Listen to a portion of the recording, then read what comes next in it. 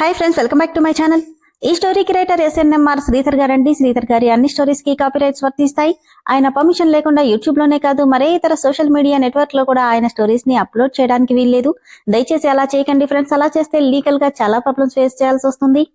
అలానే ఈ స్టోరీస్ చదువుతున్న వాళ్ళైనా వింటున్న వాళ్ళైనా మీరు మరే ఛానల్లోనైనా శ్రీధర్ గారి స్టోరీస్ ని చూసినట్లయితే వెంటనే నాకు కామెంట్ బాక్స్ లో మెసేజ్ చేయండి. ఇది పూర్తిగా శ్రీధర్ గారి ఛానల్ అండి. కేవలం ఆయన స్టోరీస్ మాత్రమే ఇందులో ఉంటాయి. కానీ కొంతమంది పేర్లు మార్చి వేరే ఛానల్స్ లో ఆయన స్టోరీస్ ని అప్లోడ్ చేస్తున్నారు. మీరలా చూసినట్లయితే నాకు మెసేజ్ చేయండి. ఇక లేట్ చేయకుండా వీడియోలోకి వెళ్ళిపోదాం ఫ్రెండ్స్. ఎస్ఎన్ఎంఆర్ శ్రీధర్ గారు రాసినటువంటి మనోభిరాముడు 118వ భాగం. కోపంగా వెళ్లిపోయిన అభి వెనకే వెళ్లిన మను వేడివేడిగా పాలు తీసుకొచ్చింది. సీలింగ్ ని చూస్తూ ఏదో ఆలోచిస్తున్న అభిని చూసి, కాస్త పాలు తాగు అభి అంటే తల కూడా తిప్పకుండా అక్కడ పెట్టు, తర్వాత తాగుతాను అనడంతో ఇంకా రక్తం కారుతున్న అతని చేతివైపు బాధగా చూసి ఒక్క మాట కూడా మాట్లాడకుండా బెడ్ ఎడ్జికి అటువైపు తిరిగి పడుకుంది. ఏ మను, ఏంటి అక్కడ పడుకున్నావు అని అడిగాడు కంగారుగా అభిరామ్. నిద్రొస్తుందని అభి అని చెప్పి భారంగా కళ్ళు మూసుకుంది. అసహనంగా తన దగ్గరగా వెళ్లి, ఏమైంది మను అంటూనే తన నడుం మీద చెయ్యేశాడు. ఏం లేదన్నానుగా, నువ్వు నిద్రపో అభి అంటే కోపంగా, నువ్వేం లేదు అన్నావంటే ఏదో ఉందనే అంటూనే తనని ఇటువైపుకు తిప్పుకున్నాడు. ఆమె కళ్ళల్లో నీళ్లు చూడగానే, ఏయ్ పిచ్చిగాని పట్టిందా, ఎందుకేడుస్తున్నావు అంటూ కళ్ళు తుడుస్తుంటే తల పక్కకి తిప్పుకుంది. ఇలా చూడు అంటూ తన చీక్స్ పట్టుకుని తన వైపుకు తిప్పుకొని, కోపడ్డానా అని అడిగాడు. కాదన్నట్టు తలూపింది. పైకిలే అంటూనే తనని పైకి లేపి, మరింకేంటి అంటుంటే మౌనంగా ఉంది. నిన్నే అడిగేది, నువ్వేం చెప్పకుంటే నాకేం తెలుస్తుంది మను. కళ్ళు తుడుచుకుని, ఏంటిది అంటూ తన చేతికైన గాయాన్ని పట్టుకొని చూపించింది. ఇదా, చిన్న దెబ్బేలే, ఏం కాదు. ఇది చిన్నదా? అయినా అది కాదు, అంత కోపమేంటి నీకు? నేనంతే మను, నాకు కోపం వస్తే కంట్రోల్ చేసుకోలేను. అందుకే నేను హర్ట్ చేయడం ఇష్టం లేక అక్కడి నుండి వెళ్ళిపోమన్నాను. అంటే ఏంటి, నువ్వు పొమ్మంటే పోవాలా, రమ్మంటే రావాలా? చిచి, నేనలా అనలేదు. నా కోపం నాకున్న వీక్నెస్, అది అర్థం చేసుకో. కానీ దానివల్ల నీతో పాటు ఎంతమంది సఫర్ అవుతారో తెలుసా అభి? ఎంత కోపం వస్తే మాత్రం వెనక ముందు ఏమీ ఆలోచించవా నువ్వు? నీ కన్న తండ్రికి ప్రాణ స్నేహితుడాయన, ఆయనతో ఇలాగైనా బిహేవ్ చేసేది? మను, ఆయన ఎందుకొచ్చారో నీకు అర్థం కావట్లేదు. నిజమే, మిమ్మల్ని తీసుకెళ్లడానికి కొండంత ఆశతో వచ్చాడు. కానీ ఆయన పెద్దరికానికి కూడా నువ్వు వాల్యూ ఇవ్వలేకపోయావు. మరి ఆయన మాటలు బాగున్నాయా మను? ఆయన కాబట్టి ఆ మాత్రమైనా కూల్గా ఉన్నా. అదే ఇంకొకరైతే ఈ పాటికి నా చేతిలో అంటూ పిడికిళ్లు బిగించానే. బ్యాండేజ్ వేసిన చేతి నుండి మళ్లీ రక్తం కారుతుంది. అయ్యో అంటూ కంగారుగా ఆ చేతిని పట్టుకుని ఫాస్ట్గా ఫస్ట్ ఎయిడ్ కిట్ తెచ్చి కన్నీళ్లతో పాత బ్యాండేజ్ మొత్తం తీసేసి కాటన్తో బ్లడ్ మొత్తం క్లీన్ చేసి మళ్ళీ కట్టుకడుతుంటే, ఆవేశం వల్ల నువ్వే నష్టపోతావు అభి. ఒకసారి ఆవేశాన్ని పక్కన పెట్టి ఆలోచించు, అంతేకాని కోపంతో నీకు నువ్వే ఇలా గాయపరుచుకోకు అంటూనే ఉఫ్ అంటూ ఊదుతూ, నొప్పిగా ఉందా అని ఏడుస్తూ అడిగింది. తన చెంప మీద తట్టి, లేదులే, దెబ్బ తగిలితే నొప్పి ఖచ్చితంగా ఉంటుంది. అందుకని దానికి మందు వేయకుండా ఉంటే పుండులా మారిపోయి సెప్టిక్ అవుతుంది. నీ మనసు కూడా అంతే అభి. శర్మగారు చెప్పింది కూడా ఒక్కసారి ఆలోచించు. కాని ఆయన విషయంలో నీ బిహేవియర్ మాత్రం 100% రాంగ్ అంటూనే బ్యాండేజ్ వేసిన చేతికి ముద్దు పెట్టి మరోవైపుకు తిరిగి పడుకుంది. తన చేతివైపు మనువైపు చూసి ఆలోచనలతో బెడ్ డెక్కికి ఆనుకున్నాడు అభిరామ్. ఏంటి రాధ నువ్వంటుంది, నువ్విక్కడే ఉంటావా అని కాస్త ఆదుర్దాగా అడిగాడు ప్రమోద్. అవునన్నయ్యా. ఏమక్కర్లేదు, నాన్నతో పాటు నువ్వు కూడా ఊరికి బయలుదేరు. అతని వైపు చూసి విరక్తిగా నవ్వి, ఏ అన్నయ్య, కృష్ణ కోసం ఇక్కడ ఉంటాననుకుంటున్నావా? నాకలానే అనిపిస్తుంది రాధా అని మొక్కమాటం లేకుండా చెప్పాడు ప్రమోద్. కన్నీళ్లతో, తప్పులేదులే, నువ్వనుకున్నది నిజమే. నేనిక్కడ ఉంటానన్నది కృష్ణ కోసమే. కోపంగా, అంటే ఇంకా వాడి మీద ఆశలు పెంచుకుంటున్నావా? విరక్తిగా నవ్వి, లేదన్నయ్యా, కృష్ణకి పెళ్ళైపోయింది, ఆ విషయం నాకు గుర్తుంది. మరిక్కడ ఉండడం ఎందుకు, ఊరికి బయలుదేరు. ఎందుకంటే కృష్ణ ఇక నావాడు కాదన్న నిజం నేను తెలుసుకున్నంత తేలిగ్గా నా మనసు తెలుసుకోలేకపోతుంది. దానికి కొంచెం టైం పడుతుంది. అందుకే ఇక్కడే ఉంటే ప్రతి క్షణం తనకి పెళ్ళయిందని, కృష్ణ భార్యతో సంతోషంగా ఉన్నాడని అర్థం చేసుకుంటుంది. నిజంగా అంతేనా? నిజంగా అంతే. నువ్వేం భయపడకు, నేను వాళ్ళిద్దరి మధ్యలోకి వెళ్ళనులే. కాని కొంచెం టైం పట్టినా కృష్ణ నా మాట వింటాడన్న నమ్మకం నాకుంది. అందుకే ఇక్కడే ఉండి తనని ఊరికి తీసుకొస్తానని బాధపడుతూ చెప్తుంటే, సారీ రాధా, నిన్ను బాధ పెట్టాలని కాదు, ఎక్కడ నీ మనసు నిజాన్ని గ్రహించలేక తప్పటడుగులు వేస్తుందోనని భయపడ్డాను. నవ్వి, కృష్ణ అవసరం నాకంటే మన ఊరికే ఎక్కువ ఉందన్నయ్యా. అది నీకు చెప్పాల్సిన అవసరం లేదు. నేనిక్కడ ఉంటానన్నది కేవలం అందుకోసం మాత్రమే అని రాధ అంటే, నవ్వి తన నుదుటి మీద ముద్దు పెట్టి, నిజాన్ని తొందరగా యాక్సెప్ట్ చేయి రాధా, అప్పుడు నీ మనసు ప్రశాంతంగా ఉంటుందని చెప్పి వెళ్ళిపోయాడు ప్రమోద్. అతను వెళ్ళగానే కోపంగా, నా మనసు ప్రశాంతంగా ఎలా ఉంటుందన్నయ్యా? నా కృష్ణ పక్కన ఆ మనుని చూసినప్పుడల్లా అది అగ్నిజ్వాలలా మండుతుంది. అది చల్లారాలంటే ఆ మను శాశ్వతంగా కృష్ణకి దూరం అవ్వాలి. అందుకేగా నేనిక్కడుంది అనుకుంది రాధ. అభికి టీకప్ చేతికిచ్చి మను వెళ్ళిపోతుంటే, ఏంటి నాతో మాట్లాడవా అని అడిగాడు. తమరు అభిరామకృష్ణ భూపతి గారు కదా, కోపమొస్తే ఏం చేస్తారో ఏంటో, ఎందుకులేండి, నేను మీకు కొంచెం దూరంగానే ఉంటాను అని చెప్పి వెళ్ళిపోయింది. వెళ్లిన తనవైపే చూస్తూ టీ తాగి కిందకెళ్లాడు అభి. నేనిక బయలుదేరతానమ్మా అని శర్మ గాయత్రితో చెప్తే, అదేంటి శర్మగారు, అప్పుడే వెళ్ళిపోతారా? వెళ్తానమ్మా, ఇక్కడుండి నేను చేసేదేముంది? అదేంట్రా అలా అంటావు? ఇది మాత్రం నీ ఇల్లు కదా, 4 రోజులు ఉండి వెళ్ళొచ్చులే అని ఆప్యాయంగా అడిగింది అరుంధతమ్మ. లేదమ్మా, వెళ్తాను. పాపం ఊర్లో వాళ్లంతా వలసపోవడానికి చూస్తున్నారు. నేనక్కడ ఉంటే మరో ఉపాయం ఏదైనా ఆలోచిస్తాను అనడంతో ఇద్దరూ ఏమీ మాట్లాడలేకపోయారు. అక్కడే ఉన్న మను, బాబాయ్ గారు, నాకోసం ఇంకో 2 రోజులు ఉండొచ్చుగా అని అడిగితే, మను తల మీద నిమురుతూ, లేదు తల్లి, వెళ్ళాలి. మీరు బాధపడకండి, ఆయనేదో కోపంలో అలా మాట్లాడారు. కృష్ణ బాధలో న్యాయముందమ్మా. కాని సరేలే, అదంతా ఎందుకు అని, అమ్మా గాయత్రి, రాధ మాత్రం కొద్ది రోజులు ఇక్కడే ఉంటానంది అంటే నవ్వుతూ తలూపింది గాయత్రి. ముందు కాఫీ తాగండి బాబాయ్ గారు అంటూ కప్ చేతికి అందించింది. ఇంతలో పైనుండి అభి రావడంతో తను కిచెన్లోకి వెళ్ళిపోతుంటే, అభి డైరెక్ట్గా శర్మ దగ్గరికి వచ్చాడు. నేను బయలుదేరుతున్నాను బాబూ, నా స్వార్థం కోసం మీ మనసుని కష్టపెట్టుంటే నన్ను క్షమించండి అంటుండగానే అభిరామ్ ఆయన చేతులు పట్టుకొని, నన్ను క్షమించండి శర్మగారు అనడంతో అందరూ అటువైపు చూశారు. వెళ్తున్న మను కూడా ఆగిపోయింది. బాబూ, మీరు నన్ను, నాకంటే పెద్దవారు మీరు అని నన్నింకా తలదించుకునేలా చేయకండి. రాత్రేదో కోపంలో ఇష్టమొచ్చినట్లు మాట్లాడేశాను. అవేమీ మనసులో పెట్టుకోకండి. నాకు మా నాన్న బాబాయ్ అంటే ఎంత గౌరవం ఉందో మీరన్నా అంతే ఉంది. కాకపోతే ఆవేశంలో తొందరపడి మాట జారాను.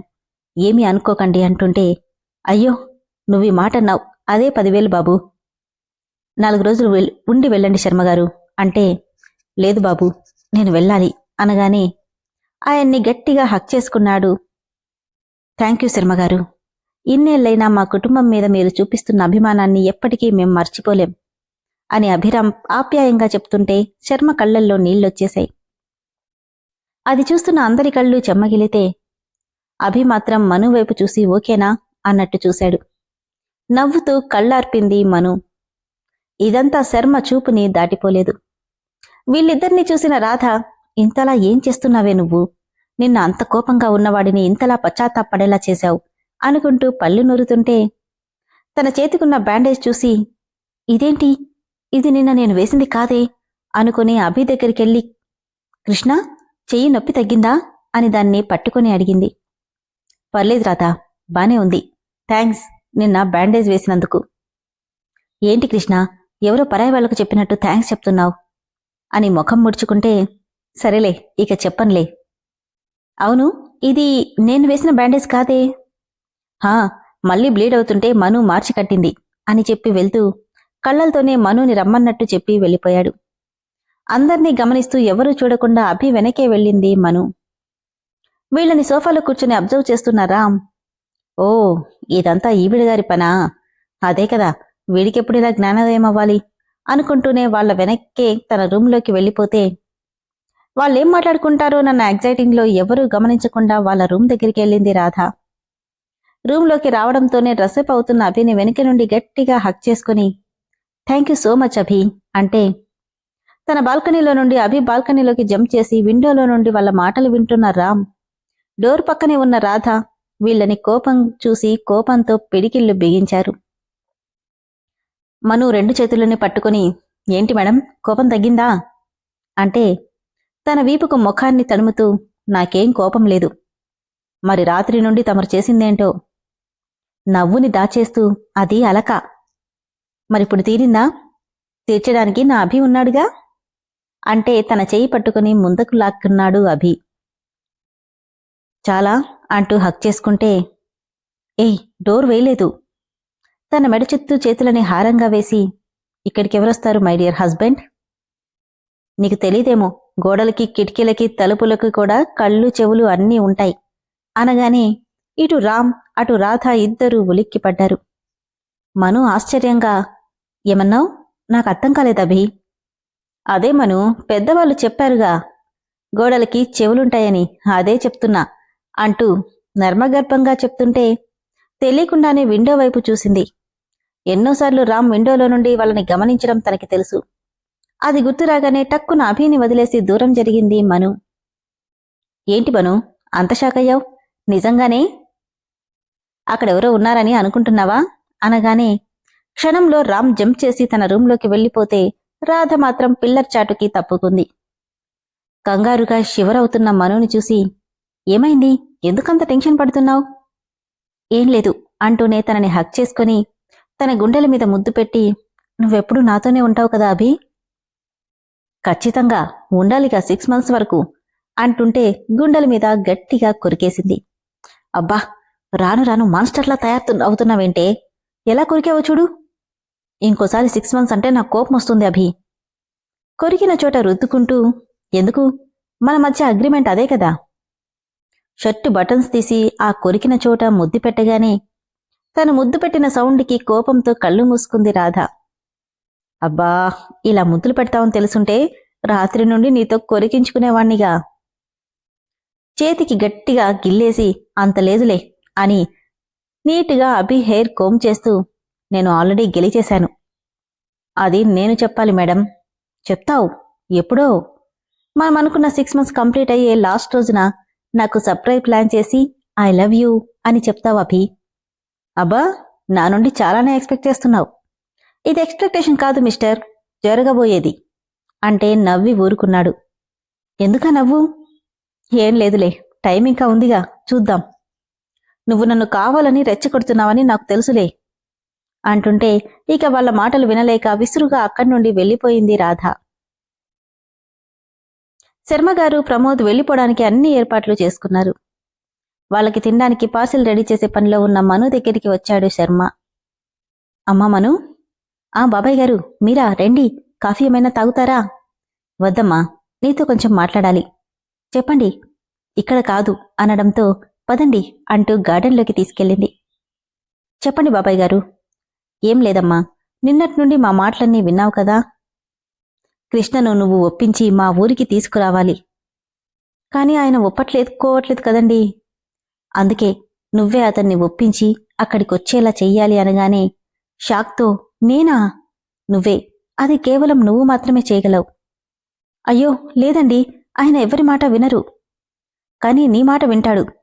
కేవలం నీకోసమే తన అహాన్ని కూడా పక్కన పెట్టి క్షమాపణ అడిగాడంటే ఆ మాత్రం అర్థం చేసుకోలేనా? కాని అదేదో. అదేనమ్మా, అతనికి నువ్వంటే అంతిష్టం కాబట్టి నువ్వు బాధపడకలనుకున్నవాడు. అందుకే ఇంతలా అడుగుతున్నాను. వాళ్ళిద్దరినీ ఎలాగోలా అక్కడికొచ్చేలా చేయి తల్లి. నాకు సాధ్యమవుతుందా బాబాయ్ గారు? అభి మారడానంటని కల్లో కూడా అనుకోలేదని గాయత్రి వాళ్ళు చెప్పారు. అలాంటి వాణ్ణి మార్చిన నీకు ఇదొక లెక్క. కాదనుకు తల్లి, ఎంతో మంది పేదవాళ్లకి సాయం చేసిన దానివవుతావు అని అంటే ఆలోచనలో పడింది మను. ఇది నువ్వు మాత్రమే చేయగలవని నాకర్థమైందమ్మా. మాకోసం కాకపోయినా కనీసం ఆనంద్ కోసమైనా అందర్నీ అక్కడికొచ్చేలా చెయ్యంటూ చేతులు పట్టుకుని బతిమాలుతుంటే, ప్రయత్నిస్తాను బాబాయ్ గారు అని నవ్వుతూ చెప్పడంతో, ఈ ఒక్క మాట చాలు తల్లి, మా సమస్యలన్నీ తీరిపోయినట్టే అంటూ సంతోషంగా అక్కడి నుండి వెళ్లిపోయాడు శర్మ. అందరి దగ్గర సెలవు తీసుకుని ఊరికి బయలుదేరారు శర్మ ప్రమోద్లు. ప్రమోద్, నువ్విక్కడే ఉండొచ్చు కదరా అని అభి అంటే, లేదులేరా, ఆఫీస్కి రావడానికి అక్కడ కన్వీనియంట్గా ఉంటుంది. ఏటూ రాధ ఇక్కడే ఉంటుందిగా, అప్పుడప్పుడు వస్తుంటాను అని చెప్పి ఇద్దరూ అక్కడి నుండి వెళ్లిపోయారు. ఎప్పట్లా అభి తెల్లవారుజామున లేచి జిమ్కి వెళ్ళడానికి వచ్చేసరికి అప్పటికే ఇల్లంతా ధూపం వేసి కౌసల్య సుప్రజారామ అంటూ శ్రావ్యంగా సుప్రభాతం వినిపిస్తుంటే అభి ఆశ్చర్యంగా ఇదేంటి మను ఇంకా లేవలేదే, అప్పుడే ఇల్లంతా ధూపం కూడా వేసేశారు, కాని ఎవరు అనుకుంటుంటే గుడ్ మార్నింగ్ కృష్ణ అని నవ్వుతూ ఎదురుగా నిలబడింది రాధ. గ్రీన్ అండ్ పింక్ కలర్లో లంగావోణి వేసుకుని తలకి టవల్ చుట్టి టీ తీసుకో కృష్ణ అంటే, టీ? నువ్వు గ్రీన్ టీ మాత్రమే తాగుతావు కదా, అదే తీసుకొచ్చాను. నీకెవరు చెప్పారు? ఇంకెవరు, మనునే చెప్పింది అనడంతో నవ్వుతూ కప్ తీసుకుని సిప్ చేసి చాలా బాగుంది థ్యాంక్ యూ అంటే చిన్నగా బ్లష్ అవుతూ తలంచుకుంది. అవును, ఏంటి ఇంత పొద్దునే లేచావు? నాకు ఉదయాన్నే లేచి పనులు చేసుకోవడం అలవాటు కృష్ణ. అలాగా, గుడ్ అంటుండగానే ఒక్కొక్కరు అందరుగా లేసొచ్చారు. మను, ఏంటి ఈరోజు ఇంత తొందరగా లేచేసిందని అరుంధతమ్మ అంటే, రాధ, మను కాదమ్మమ్మా, ఇవన్నీ చేసింది రాధ అనగానే నువ్వా రాధ అంటూ ఆశ్చర్యపోయింది గాయత్రి. అవునత్తయ్యా, నాకు ఉదయాన్నే పూజ అలవాటు, అందుకే అందరికీ కాఫీ సర్వ్ చేస్తున్నాను. కాఫీ చాలా బాగుంది రాధ అని రామ్ అంటే, యశు మాత్రం మనసులో ఈ క్యాండిడేట్ ఏంటో నాకు చాలా తేడా కొడుతుంది అనుకుంది. యశు, కాఫీ తీసుకో అని తనకు కూడా కప్ అందిస్తే, నో థ్యాంక్స్, నాకు పొద్దున్నే పాచినోటితో తిని టీ తాగే అలవాటు లేదు అనడంతో దీనికి కొంచెం తిక్కలాగుంది అనుకుని పైకి మాత్రం నవ్వి పర్వాలేదులే అంది రాధ. అందరికీ నీలాగా మంచి హ్యాబిట్స్ ఉండవు రాధా, ఇదిగో ఈ యశు ఉందే ఎప్పుడో 9 లేవదు అని రామ్ అంటే, నన్ను దెప్పింది చాలుగాని తమరు జిమ్కి పదండి చిన్నబావగారు అని వెటకారంగా అంది. దాంతో అందరూ నవ్వుకున్నారు. అప్పుడే పైనుండి వస్తున్న మను ఇల్లంతా దీపదీపాలతో వెలిగిపోవడం చూసి ఇదంతా ఎవరు చేశారు అనుకుంటూ ఆలోచిస్తుంటే, మను, ఈరోజు నీ పనంతా రాధ చేసేసింది అంది గాయత్రి. ఓ అలాగా, రాధగారు మీకింత పొద్దున్నే లేవడం అలవాటా? అవును మను, ఈ రోజు నుండి నీ పనంతా నాదే, కాఫీ తాగుతావా? వద్దండి, ఫ్రెష్ అయి వస్తాను అంటూ తన రూంలోకి వెళ్ళిపోయింది మను. ఫ్రెష్ అయి అభి కోసం జ్యూస్ తీసుకెళ్లేసరికి అక్కడ అప్పటికే రాధ ఉండడం చూసి షాక్తో నిలబడిపోయింది మను. విన్నారు కదా ఫ్రెండ్స్, శర్మగారు ఊరికి వెళ్ళిపోయారు. రాధ మాత్రం ఇక్కడే ఉండిపోయింది కృష్ణ కోసం. లేచినప్పటి నుండి తన పనులన్నీ రాధే చూస్తుంది. మరి మను అంత తేలిగ్గా ఊరుకుంటుందా? ఎప్పుడు తనుండే స్థానం ఇప్పుడు రాధ నిలబడింది. అలానే అభిని ఎలాగైనా ఒప్పించి ఊరికి తీసుకురమ్మని పెద్ద బాధ్యతని మను మీద చెప్పెట్టారు శర్మగారు. మరి మను ఆయన చెప్పిన పని చేసి అభిని ఊరికి వెళ్లడానికి ఒప్పిస్తుందా? రాధని తట్టుకొని నిలబడి మనోభిరాముడిగా మారుతుందా లేదా అనేది తదుపరి ఎపిసోడ్లో తెలుసుకుందాం. అలానే ఫ్రెండ్స్, స్టోరీ అయితే చాలా బాగుంది కదా. స్టోరీ నచ్చిన వాళ్ళు దయచేసి మెంబర్షిప్లో జాయిన్ అవ్వండి. Thank you.